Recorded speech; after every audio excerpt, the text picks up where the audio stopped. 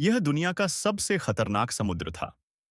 तीन युवा जैसे ही वहां पहुंचे, उन्हें अचानक महसूस हुआ कि अनगिनत शार्क उनकी ओर तेजी से बढ़ रही है। स्थिति गंभीर लग रही थी, इसलिए उनमें से एक ने तुरंत नाव का प्रोपेलर तेज कर दिया। लेकिन जल्द ही उन्होंने देखा कि वे शार्क की पीठ नहीं, बल्कि किसी विशाल समुद्री राक्षस के दांत देख रहे थे। धीरे धीरे समुद्र का पानी हिलने लगा। यह वही समुद्री दानव था जो महासागर की रखवाली करता था, कारेब्रिस। इस संकट से बचने के लिए एक योद्धा ने समुद्री देवता की शक्ति बुलाने की कोशिश की, लेकिन यह जगह बरमूडा ट्रायंगल की तरह थी, जहां उसका जादू भी काम नहीं कर रहा था। अब उनके पास कोई चारा नहीं था और वे समुद्र की एक विशाल भंवर में खींचने लगे। जल्द ही उनकी नाव समुद्री राक्षस के मुंह में समा गई।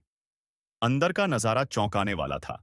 यह जगह किसी ब्रह्मांड से कम नहीं लग रही थी। हर जगह जहाजों और विमानों के मलबे थे। यह वही जगह थी जहां बरसों से गायब होने वाली हर चीज पहुंचती थी।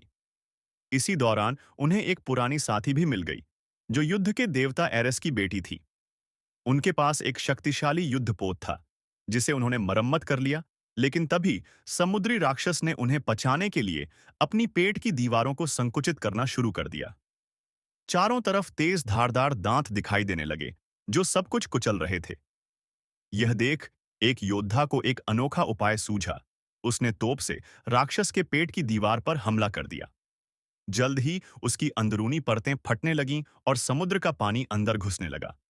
इसका फायदा उठाकर उन्होंने पूरी ताकत से जहाज चलाया और आखिरकार समुद्री राक्षस के पेट से बाहर निकलने में सफल रहे। लेकिन वे अभी सुरक्षित नहीं थे। उनका असली मिशन था गोल्डन फ्लीस, सोने की जादुई ऊन को खोजना, जो हर चीज को पुनर्जीवित कर सकती थी। इसी बीच वे एक खतरनाक आग उगलने वाले यांत्रिक बैल से भी टकरा गए, जो अजेय लग रहा था। लेकिन समुद्री देवता के पुत्रों में से एक, जो आग से अछूता था, ने उसे हराने में मदद की। इसके बाद उन्हें एहसास हुआ कि उनके गांव की रक्षा करने वाला पवित्र वृक्ष जहर से ग्रसित हो गया था।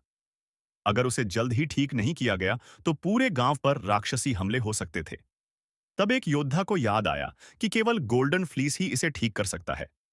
वे अपनी खोज पर निकले, लेकिन उन्हें अंदाजा नहीं था कि दुष्ट ताकतें भी उसी खजाने की तलाश में थीं। अचानक उनके साथी को एक रहस्यमयी संगठन ने अगवा कर लिया। जब वे उसे बचाने समुद्र तट पर पहुंचे, तो देखा कि दुश्मन पहले ही जहाज से रवाना हो चुके थे। समुद्री देवता के पुत्रों में से एक ने अपने पिता से मदद मांगी। आश्चर्यजनक रूप से पानी से एक विशाल समुद्री घोड़ा उभर कर आया, जो समुद्र में सबसे तेज तैरने वाला जीव था। वे तुरंत उस पर सवार होकर दुश्मनों के जहाज का पीछा करने लगे। जब वे जहाज पर पहुंचे, तो उन्हें पता चला कि यह सब एक खतरनाक अर्ध देवता ल्यूक की साजिश थी, जो गोल्डन फ्लीस की मदद से टाइटन क्रोनोस को पुनर्जीवित करना चाहता था, ताकि देवताओं का पतन हो सके। स्थिति बेकाबू होती जा रही थी, इसलिए हमारे नायक वहां से बच निकले।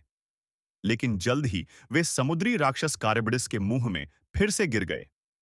सौभाग्य से इस बार उनके पास एक योजना थी और उन्होंने समुद्री शक्ति का उपयोग करके गोल्डन फ्लीस का सही स्थान खोज लिया।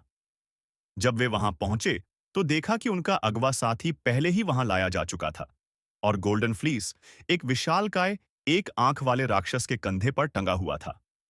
चालाकी से उन्होंने उसे चुरा लिया, लेकिन तभी ल्यूक और उसकी सेना उन पर हमला कर देती है। वह न सिर्फ गोल्डन फ्लीस छीन लेता है, बल्कि उनमें से